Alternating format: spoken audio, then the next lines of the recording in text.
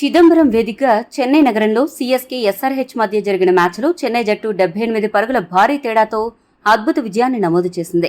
మొదట బ్యాటింగ్ చేస్తే సింహాల్లాగా వ్యవహరించే ఎస్ఆర్హెచ్ బ్యాటర్లు చేజింగ్ సమయంలో పిల్లుల్లాగా మారిపోయి అట్టర్ ఫ్లాప్ ప్రదర్శనతో మరోసారి ఓడిపోయారు.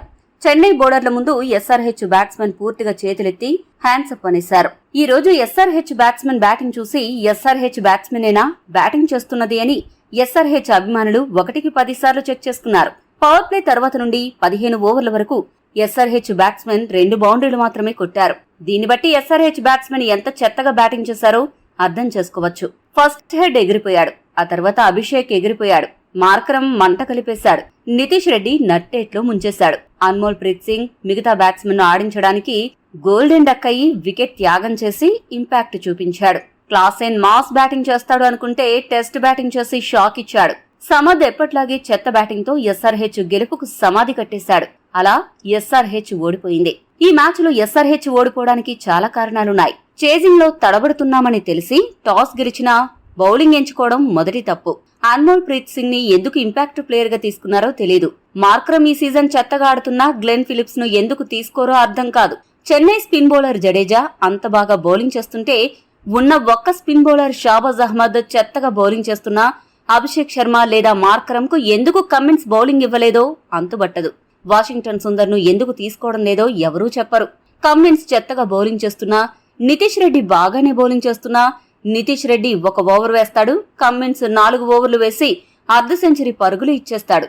ఇన్ని రోజులు Travis head, Abhishek Sharma class అయిన ఆడడం వల్ల ఎస్ఆర్హెచ్ మిడిల్ ఆర్డర్ బొక్కలు, బౌలింగ్ లోపాలు కనపడలేదు. ఎప్పుడైతే ఆ ముగ్గురు ఫెయిల్ అవుతున్నారో ఎస్ఆర్హెచ్ బేకార్ టీమ్ గా కనపడుతోంది. వీలైనంత త్వరగా జట్టులో మార్పులు చేర్పులు చేయకపోతే కమిన్స్ సేన ప్లే ఆఫ్స్ కు చేరడం మాత్రం కష్టమని ఖచ్చితంగా చెప్పొచ్చు. ఈ మ్యాచ్ ముందు వరకు 5వ స్థానంలో ఉన్న సీఎస్కే ఈ భారీ గెలుపుతో 2 పాయింట్స్ ను సాధించడమే కాకుండా నెట్ రన్ రేట్ ను మెరుగుపరుచుకుని 3వ స్థానానికి చేరింది.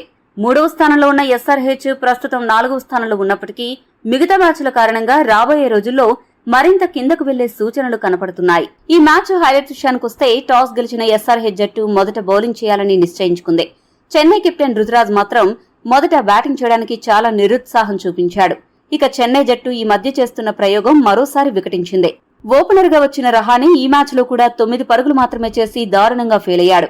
ఇటువంటి పరిస్థితుల్లో గైక్వాడ్, డారెల్ మిచెల్ ఇద్దరు కూడా జాగ్రత్తగా ఆడుతూ ఎక్కడా రిస్క్ తీసుకోకుండా క్యాల్కులేటెడ్ షాట్స్ తో స్కోరు బోర్డును ముందుకు కదిలించారు. ఎక్కడా తొందరపడకుండా నిదానంగా నింపాదిగా ఆడడంతో హైదరాబాద్ బౌలర్లకు వికెట్లు తీసుకోవడం గగనమైంది. ఈ ఇద్దరు బ్యాట్స్మెన్ కూడా slow and steady wins the race అన్న చందంగా బ్యాటింగ్ చేసి మ్యాచ్ పై పట్టు బిగించారు.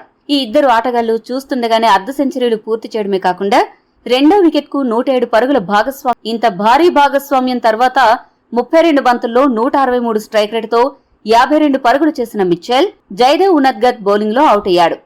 ఆ తర్వాత క్రీజులోకి వచ్చిన శివన్ దుబేతో కలిసి రుతురాజ్ గైక్వాడ్ మరో పెను విధ్వంసానికి శ్రీకారం చుట్టాడు. ఈ ఇద్దరు బ్యాట్స్మెన్ దూకుడిని మంత్రంగా పెట్టుకుని దుమ్ము దులిపేశారు. ఎస్ఆర్హెచ్ బౌలర్లు అందరినీ ఉతికారేశారు. దీంతో చెన్నై స్కోరు బోర్డు 200 మార్కుకు పరుగులు తీసింది. సరిగ్గా 200 మార్కు చేరుకోగానే 54 బంతుల్లో 121 స్ట్రైక్ రేట్ తో 98 పరుగులు చేసిన రుతురాజ్ సెంచరీ చేయకుండానే నటరాజన్ బౌలింగ్ లో అవుట్ అయ్యాడు. ఇక చివర్లో వచ్చిన ధోని 2 బంతుల్లో 5 పరుగులు చేయగా శివన్ దుబే చివరి వరకు క్రీజులో ఉండి 20 బంతుల్లో 195 స్ట్రైక్ రేట్ తో 4 సిక్సర్లు, 1 బౌండరీ సాయంతో 39 పరుగులు చేశాడు.